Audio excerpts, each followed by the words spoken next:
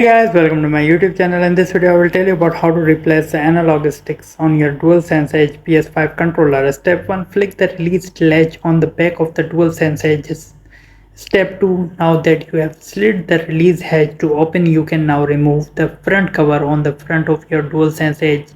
Step 3. Raise the release lever on the front of the controller. Once you have done this, simply slide out the stick module.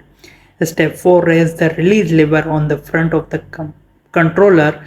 Once you have done this, simply slide out the stick module. When sliding in the new module, follow the contours of the gamepad until you hear a click. Step 5. Lower the release lever back to its original position. You can now slide the front cover back on. Make sure it aligns with the notches on the controller, then push until it clicks in place.